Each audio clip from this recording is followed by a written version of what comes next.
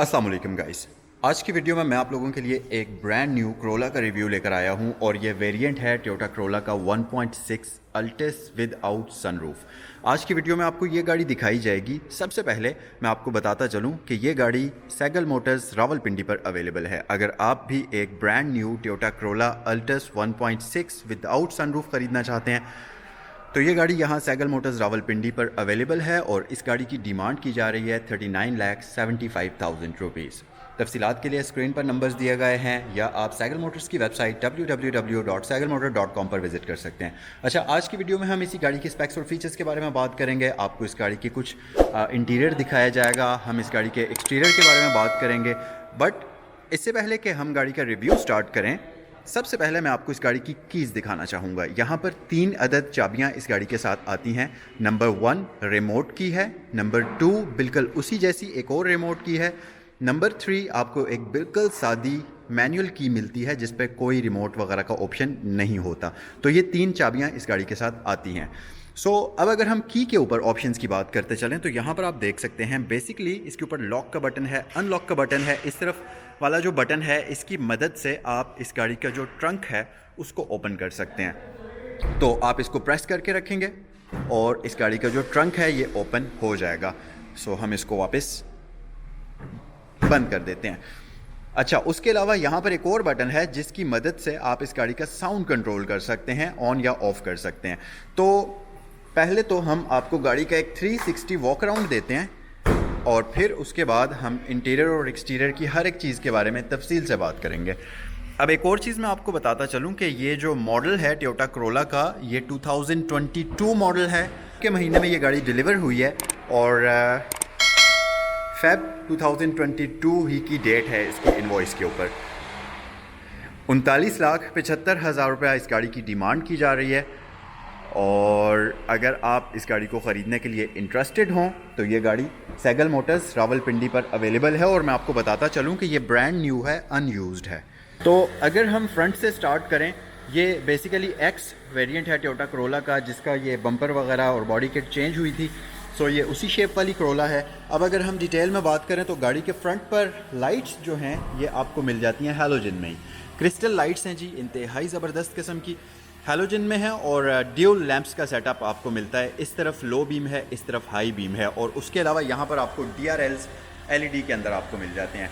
अच्छा, एक और चीज़ के गाड़ी के जो टर्न इंडिकेटर्स हैं ये हैलोजन बल्ब्स के अंदर आपको मिलते हैं। और अगर आप नीचे आएँ तो बम्पर के ऊपर फॉग लैंप्स की जगह तो बेशक है बट इसके अंदर फॉग लैंप्स इंस्टॉल्ड नहीं हैं, वो आपको बाद में कराने पड़ेंगे। और यहाँ पर मैं आपको बताता चलूँ कि सैगल मोटर्स की एसेसरीज़ वाले स्टोर के ऊपर इस क्रोला के फॉग लैंप्स के साथ साथ कंप्लीट एसेसरीज़ शामिल हैं, जिसमें जैसा कि आप देख सकते हैं ये स्टैंडर्ड क्रोला है, अभी ब्रांड न्यू क्रोला है ये, और इसको एयर प्रेस वगैरह नहीं लगे हुए, ना ही इस गाड़ी को मड फ्लैप्स लगे हुए हैं।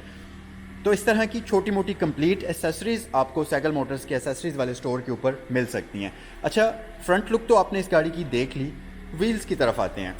16 इंचेस के सिल्वर और ग्रे कलर के कॉम्बिनेशन में इसके व्हील्स हैं। अलॉय व्हील्स प्री इंस्टॉल्ड हैं, बहुत ही खूबसूरत। अब व्हील्स की बात आ ही चुकी है तो ज़रा जल्दी से हम ये चेक करते हैं कि इस गाड़ी का जो स्पेयर व्हील है वो अलॉय है या सिंपल स्टील का है। अच्छा जी, अनफॉर्चुनेटली यहाँ पर आपको अलॉय व्हील नहीं मिलेगा, यानी कि सिर्फ 4 अदद अलॉय व्हील हैं, 5वां व्हील इस गाड़ी का स्टील का है। अच्छा गाइस, तो वापस हम बाहर आते हैं गाड़ी के एक्सटीरियर की तरफ। यहाँ पर अगर आप देखें तो आपको ड्यूल VVTi का बैज मिल जाएगा इसके फेंडर के ऊपर।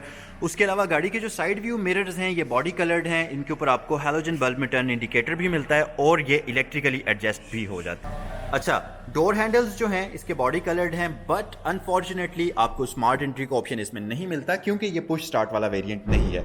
एक तो इसमें स्मार्ट एंट्री नहीं है, तो जब आप गाड़ी के अंदर एंट्री करेंगे तो आपको इसको रिमोट से अनलॉक करना पड़ेगा। दूसरी चीज़ ये कि गाड़ी के अंदर पुश स्टार्ट भी नहीं है, तो आपको इसको की से स्टार्ट करना पड़ेगा। अच्छा, अब हम गाड़ी की बैक साइड पर आ जाते हैं। एक्सटीरियर में रियर लुक इस गाड़ी की आम क्रोला से ही मिलती जुलती है, कोई डिफरेंस नहीं है सिवाय ये जो इसमें चेंजेस किए गए थे एक्स क्रोला के सेटअप के अंदर। अच्छा, बैक पर लाइट्स की अगर हम बात करें तो इसकी ये डिम लाइट अभी ऑन है और ये आ जाती है जी LED के अंदर। अच्छा, एक चीज़ और है जो मैं आपको बताना चाहता हूँ, ये जो इसकी लाइट्स यहाँ पर पहले ऑन थी, मैं समझा कि वो डिम लाइट्स थी बट ये इसकी DRLs ही हैं और जो डिम लाइट्स हैं वो भी इस गाड़ी की ऑन हैं।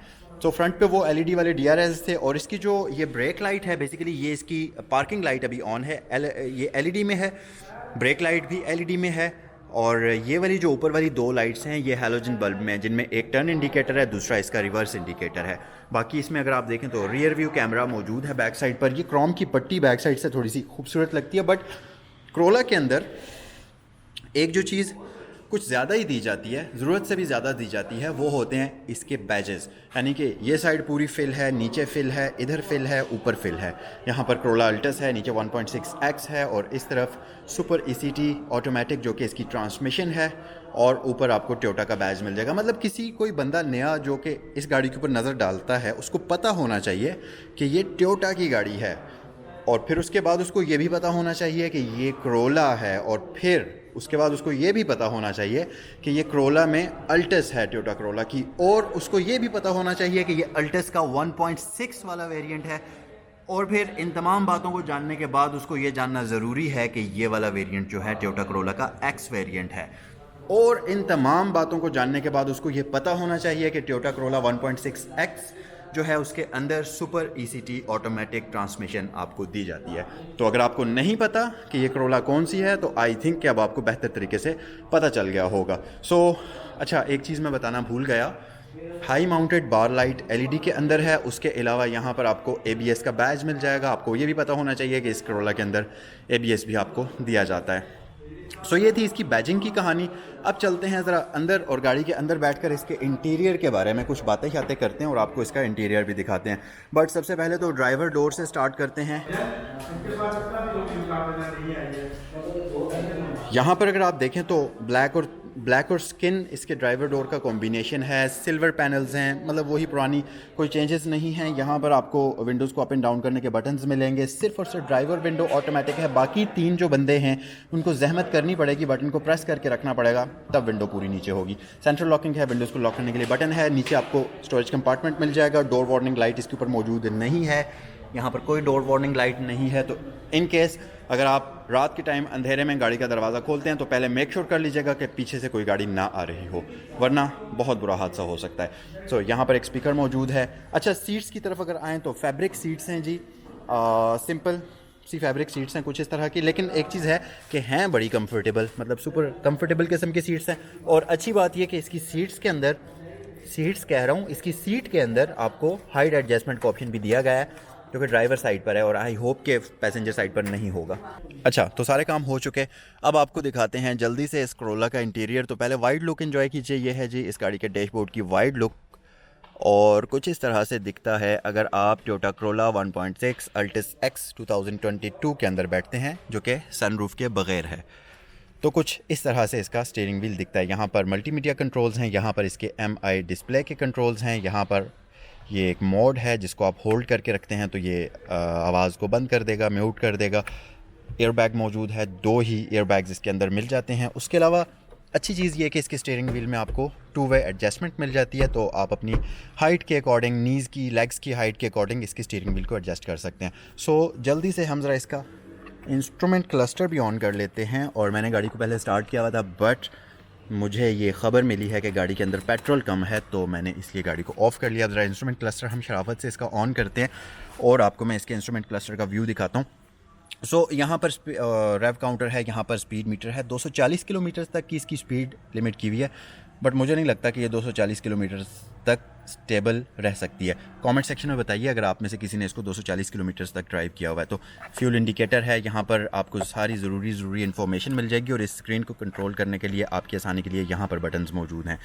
तो यहाँ पर आपको इन्फॉर्मेशन मिल जाती है जिसमें आपको गाड़ी की तमाम सेटिंग्स के बारे में पता चलेगा। यहाँ से आप इको मोड के बारे में इंफॉर्मेशन, मतलब इको मोड को आप ऑन ऑफ़ कर सकते हैं, तो हम इसको ऑन ही रहने देते हैं और हम वापस पीछे आ जाते हैं। स्विच सेटिंग्स हैं, उसके अलावा डिवाइस की इन्फॉर्मेशन है, तो ये सारी इन्फॉर्मेशन यहाँ पर आपको मिल जाएगी। उसके अलावा यहाँ पर अगर आप आ जाएँ तो मैसेजेस आपको नज़र आएंगे। यहाँ पर गाड़ी की रेंज, माइलेज और वो इको का इंडिकेटर वगैरह, इन तमाम चीज़ों की इन्फॉर्मेशन आपको मिल जाती है। 39 किलोमीटर्स ये गाड़ी चली हुई है। आउटसाइड टेम्परेचर 17 डिग्री सेंटीग्रेड ये शो कर रही है। पार्किंग इंडिकेटर है, गियर पोजीशन इंडिकेटर है जो कि इस वक्त पार्क पर है। अच्छा, ये चीज़ आप देख चुके हैं। इस तरफ अगर आएँ तो यहाँ पर साइड व्यू मिरर्स के कंट्रोल्स हैं, रिट्रैक्टेबल साइड व्यू मिरर्स नहीं हैं, मतलब इलेक्ट्रिकली एडजस्ट तो आप कर सकते हैं इसके शीशे को अंदर, लेकिन अगर आपने गाड़ी की साइड व्यू मिरर्स को फोल्ड करना है तो आपको बाहर निकल कर इस तरीके से हाथ के साथ इसके साइड व्यू मिरर को फोल्ड करना होगा और वापस ऐसे खोलना होगा। इलेक्ट्रिकली आप ये काम नहीं कर सकते। अच्छा, इस तरफ अगर आप आएँ तो ये इसका इंफोटेनमेंट सिस्टम है, और अच्छी बात ये कि इसको हम क्विट करते हैं और यहाँ से मेन मेन्यू पर आते हैं तो ये एक एंड्रॉयड पैनल है, तो एंड्रॉयड की तमाम तर ऐप्स आप इसके अंदर रन कर सकते हैं, जो कि अच्छी बात है।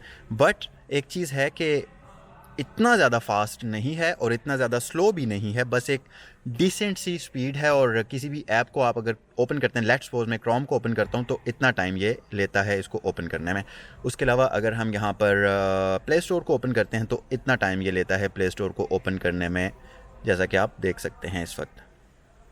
बहरहाल अभी इंटरनेट कनेक्ट नहीं है तो ये कुछ हम इसको वापस बंद कर देते हैं। सो यहाँ से ये बंद भी हो सकता है। यहाँ पर आपको एक बटन दिया गया जिसके ऊपर आप उंगली ऐसे होल्ड करके रखेंगे तो ये